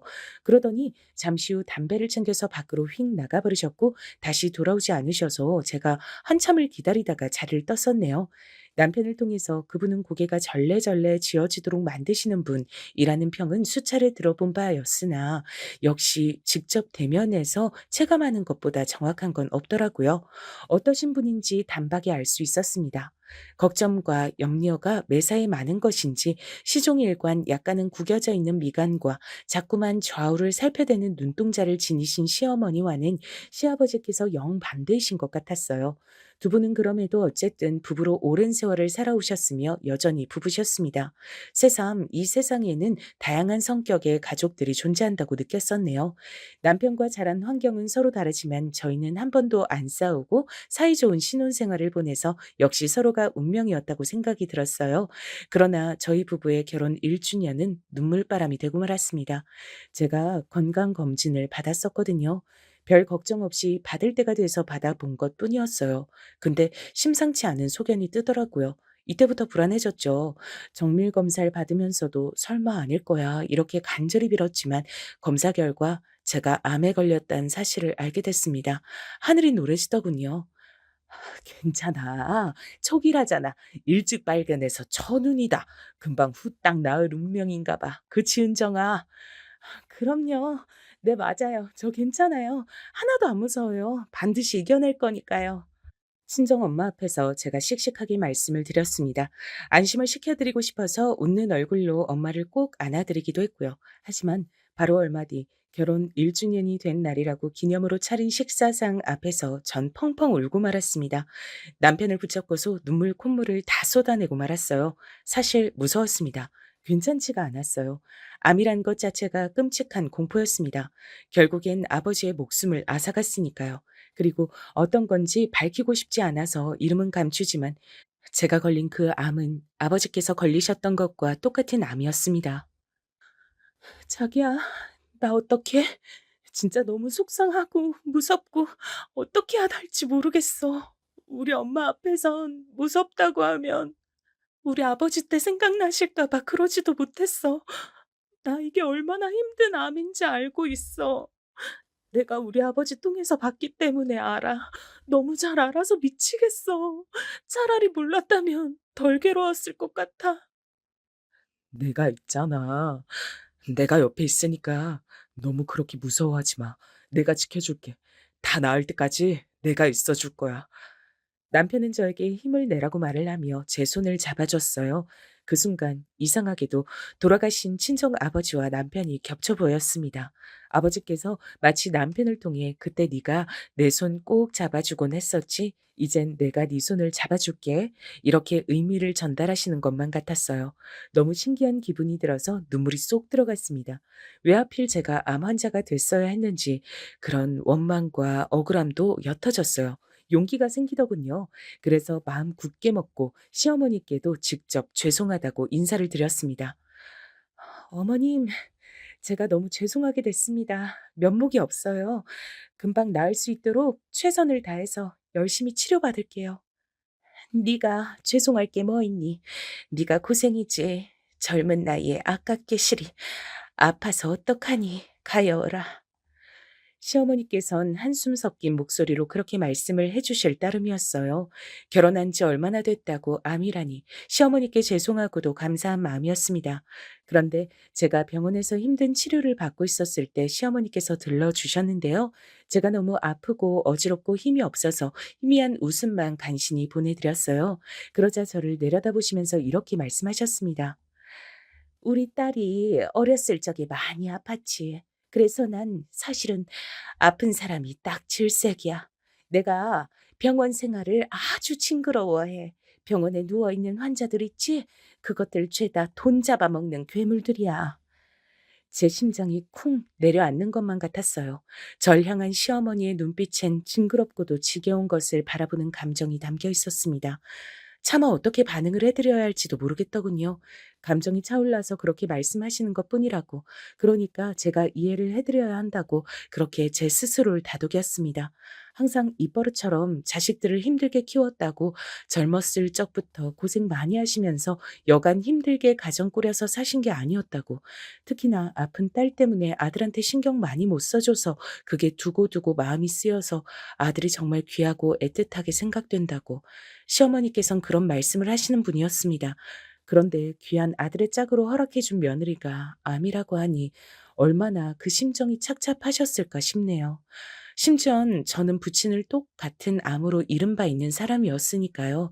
한마디로 가족력이었는데 절 얼마나 못마땅하게 여기실까 싶어서 전 무조건 이악 물고 암을 하루빨리 물리쳐내는 수밖에 없다고 여겼습니다. 악독하리 많지 굳건하게 버티리라 결심했어요. 초기라서 그리 어렵게 보지 않았던 암은 생각 이상으로 절 괴롭혀댔고 예상보다 꽤 오랜 과정을 거쳐야만 했습니다. 그러는 동안 당연하게 암 환자인 제가 남편을 챙겨줄 수 있을 리 만무했죠. 참으로 미안했습니다. 남편이 직장에서 일하는 동안 엄마께서 저와 많이 시간을 보내주셨고 그러면서 지냈습니다. 우울함이 저를 덮칠 때마다 마음을 강하게 다잡으면서 버텼어요. 그러다 보니 끝에 도달을 하더라고요. 드디어 제가 암 환자라는 이름표를 벗어던지게 되더라고요. 고마워. 그동안 고생 많았어. 우리 이제 하고 싶은 거 다 하면서 그렇게 살자. 누가 할 소리를 하고 그래. 나야말로 고마워 자기야. 그간 정말로 고생 많았어.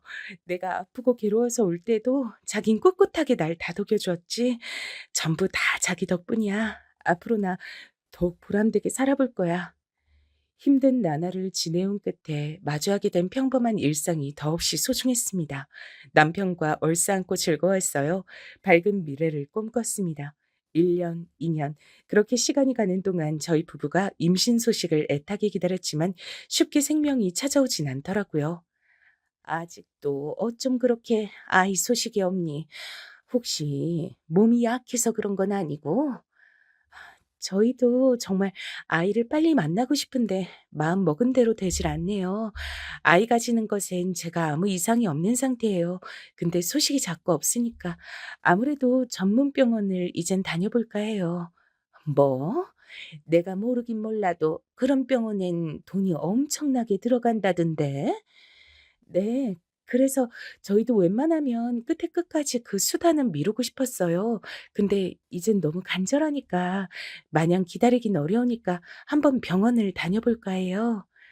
내가 이런 소리까진 안 하려고 했는데 너 암 치료받고 어쩌고 하느라 돈도 못 벌면서 한참 지냈고 전부 다 우리 경준이 돈으로 해결했으면서 우리 경준이 돈으로만 지냈으면서 이젠 그 비싼 병원까지 다니겠다고 하는구나.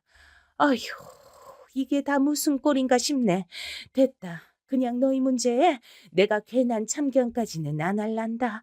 참견해봤자 내 속만 문드러지지. 그렇게 말씀하시는 시어머니 앞에서 제가 정말 드릴 말씀이 없었습니다. 얼른 떳떳하고 당당해지고 싶더라고요.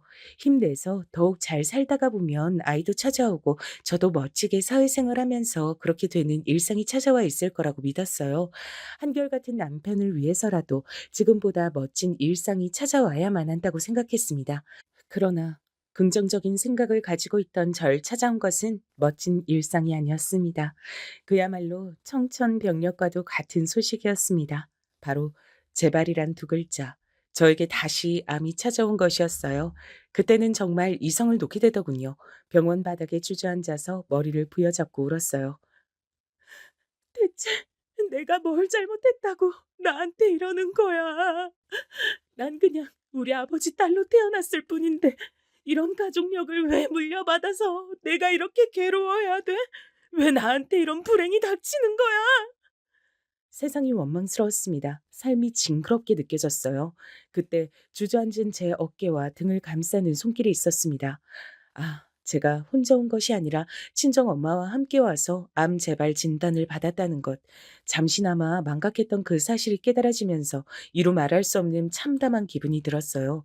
엄마께선 이성을 잃고 오열하던 절 가만히 껴안아 주시면서 괜찮다는 말씀을 계속해서 해주셨습니다. 괜찮아. 이번에도 이겨낼 거야. 은정아, 다 괜찮을 거야. 만약에 안 괜찮으면요. 아버지도 두 번째 돌아가셨잖아요. 재발했을 때 못 이겨내셨잖아요. 전 아버지를 닮은 딸이니까 저도 그렇게 되겠죠. 이젠 다 틀렸어요. 아니, 절대 그렇지 않아. 은정아, 너 잊은 거야? 누가 너를 지켜주기로 했는지 잊어버린 거야? 아버지가 저를 지켜주기로 했었죠. 근데 그게 무슨 소용이에요? 소용이 있는지 없는지 확인해 봐야 하는 거야. 난 믿어. 네 아버지 절대로 너를 지금 자기 곁으로 오게 할 사람이 아니야. 너 못 오게 용을 써서 막을 사람이야. 그러니까 은정아, 한 번만 더 힘을 내보자. 이겨내보자. 우리 딸 할 수 있지? 우리 딸 없으면 내가 너무 외로워. 나 젊은 우리 딸 없으면 휴대폰 기능도 잘 못 만지잖아. 그러니까 내 곁에 있어줘야지. 어? 그럴 거지? 약속? 저도 모르게 울면서 엄마와 새끼손가락을 걸고 약속을 했답니다. 암 재발 소식에 남편은 울지 않았어요. 울음을 꾹 참아내는 얼굴을 할 뿐이었고 절 꼭 안아주면서 같이 이겨내자고 말을 해줬습니다. 같이라는 말, 세상에서 가장 미안하고도 힘이 되는 말이었어요. 남편이 그랬습니다. 제가 얼마나 오래 투병 생활을 하든, 그래서 얼마나 돈이 들어가든, 얼마나 괴로워지든 본인은 상관없이 끝까지 제 곁을 지킬 거라고요. 묵묵하게 절 지켜주겠다 그랬어요. 절 사랑하는 마음이 여실히 느껴졌습니다. 당신의 곁을 지키고 계셨던 친정 엄마를 향해 아버지께서 당시에 어떤 기분을 느끼고 계셨을지 제가 그걸 알겠더라고요. 아버지, 하지만 전 아버지와 다른 결말을 맞이하고 싶어요. 오래오래 살아서 제 남편과 머리가 하얗게 될 때까지 함께하고 싶어요. 제가 그럴 수 있도록 도와주실 거죠? 힘들게 각오를 다졌습니다. 그리고 재발된 암은 무섭게 절 공격해 왔습니다. 고통의 나날이었어요. 이성의 끈이 몇 번이고 끊어졌습니다. 전 알고 있었죠. 사람이 아프면 아프기만 한 것뿐만 아니라 돈이 많이 든다는 것을요. 남편은 저에게 돈 얘기를 못 꺼내게 했습니다. 그런 거 생각하지 말고 치료에만 전념하라고 했죠. 거칠어진 남편의 얼굴을 바라보며 말도 못하게 미안했습니다. 죄책감은 어쩔 수가 없더라고요. 그런 괴로움 속에 잠겨있던 저에게 시어머니께서 찾아오셨습니다.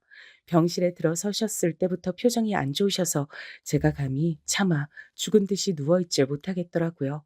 억지로라도 몸을 일으켜야 할 것 같았습니다. 그런데 성큼성큼 다가오신 시어머니께서 저의 수고를 덜어주셨어요. 암 환자인 제 멱살을 잡으셨거든요. 병원복을 앞으로 쭉 당겨 잡으시더니 제가 신음하는 것에도 눈 하나 깜짝 안 하시고 소리를 크게 지르셨습니다. 잘났다. 잘났어.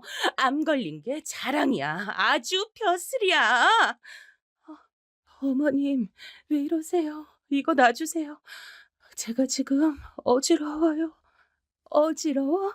그래봤자 까맣게 타들어간 내 속만 알까. 내 머리가 더 어지러워. 이거 사. 너 왜 이렇게 끈질겨? 왜 이렇게 버텨? 우리 경준이 등골을 왜 이렇게 지독하게 빼먹느냐 이 말이야. 이 악독한 것. 내가 지금 어디서 오는 길인 줄 아니? 너희들 집에 들렀다 오는 길이야. 근데 우리 경준이 카드값 나왔다고 명세서가 왔더라. 금액 보고 내가 기절하는 줄 알았다. 우리 경준이가 왜 자기 전 재산 다 거들내가면서 너 때문에 그렇게 살아야 돼? 죄송합니다. 정말 죄송합니다. 어머님, 제가 드릴 말씀이 없습니다. 드릴 말씀 없으면 그냥 이제 좀 얌전히 뒤지면 안 되겠니? 조용히 떠나면 안 되겠어? 이게 벌써 너 때문에 머리 아픈 지가 몇 년째야. 걸핏하면 암에 걸려 자빠져. 애는 못 가져. 돈도 못 벌어와. 넌 대체 사람 신경 갉아먹고 돈을 축내는 거 말고 할 줄 아는 게 뭐니? 어? 내가 평생을 힘들게 아등바등 누구보다 열심히 살아왔는데 그러면서 내가 자식들을 어떻게 키워냈는데 고작 너 같은 것한테 우리 경준이 시달리게 하려고 그렇게 힘들게 산 줄 알아? 시어머니께선 거의 비명을 지르고 계셨습니다. 전 참담함에 빠진 채 눈물을 흘리고 있었어요. 그리고 바로 그때 친정 엄마의 차가운 목소리가 들려왔습니다. 사부인, 말씀에 상당한 오류가 있으시네요. 떳떳하게 살아오신 것처럼 잘도 그러시네요. 하도 어이가 없어서 제가 얼른 달려가서 사부인 안다는 한 분을 모셔왔네요. 주제 파악 좀 하셨으면 해서요. 어, 언제 와 계셨어요? 아무도 없는 줄 알았는데. 근데 저라는 사람이라니요? 갑자기 그게 웬 말씀이세요? 사부인 보면서 아는 사람이 맞는지 아닌지 헷갈린다고 하는 환자분을 제가 여기 병원에서 만났거든요. 벌써 지난달 일이죠. 저한테 와서 사부인에 대해 물어보며 확인을 하시기에 제가 그쪽이 아신다는 분이 아닙니다 했습니다. 왜냐고요? 그 환자분이 사부인을 감방 동기로 기억한다고 했으니까요. 태어나서 그렇게 놀라본 건 처음이었던 것 같아요. 이게 대체 무슨 일인가 싶어서 전 울던 것도 잊어버리고 놀라서 시어머니를 쳐다봤습니다. 저보다 2배로 놀라신 것 같았어요. 손을 바들바들 떨면서 비틀거리시더라고요. 사기에다가 절도에다가 사부인한테 피해를 입은 사람 중 하나는 처지를 비관하며 목숨을 끊기도 했다죠. 그렇게 사시느라 감방 생활도 하셨던 분이 뭐가 그리 떳떳하고 목에 핏대 세우면서 제 딸에게 소를 치세요. 그 그게 아닙니다. 아니에요. 깜빵이라니 그런 적 없어요. 시어머니께선 떨면서 부인하셨지만 소용없었어요. 친정엄마의 눈짓을 받고 병실로 들어서신 어떤 환자분을 보시자마자 시어머니께서 털썩 주저앉으셨거든요. 나 기억하죠. 우리가 제법 돈독하게 깜빵에서 잘 지냈었는데 출소하고 나서 연락 한 번 없고 잠적해서 사는 게 왠지 서운했었거든요. 근데 이렇게 다시 만나네요. 이런 거 보면 세상 좁긴 좁아요. 그때 나에게 해줬던 각종 무용담들 내가 잘 기억하고 있어요. 정말 대단했던 무용담이었는데 자식들은 그거 알아요? 자식들이 있다면서요? 시어머니께선 미친 듯이 고개를 저으셨어요. 절대 자식들에겐 알려지면 안 된다고, 남편한테도 비밀이라고, 그 어디에도 알려지면 안 된다고 하시면서 온몸을 떠시더니 이윽고 무릎을 꿇으셨습니다. 아이고, 사돈, 제가 제 마음 힘든 것만 생각하고 아픈 환자한테 몹쓸 말들을 했습니다. 2번 다신 안 그럴 테니 제 과거는 묻어주세요. 이렇게 관청드려요. 전 친정 엄마 쪽을 쳐다봤고 눈이 마주치자 얼른 고개를 끄덕여 들었습니다. 시어머니께 그런 과거가 있다는 것은 충격적이었으나 온몸을 떠시는 모습을 보면서도 그 간청을 외면하고 싶진 않았어요.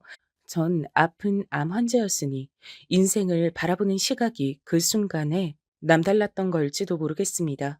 제 반응에 엄마께선 한숨을 내쉬시며 고개를 끄덕이셨죠. 그리고 잠시 후 깜빵 동기이신 분과 시어머니께선 따로 나가서 얘기를 나누셨고요.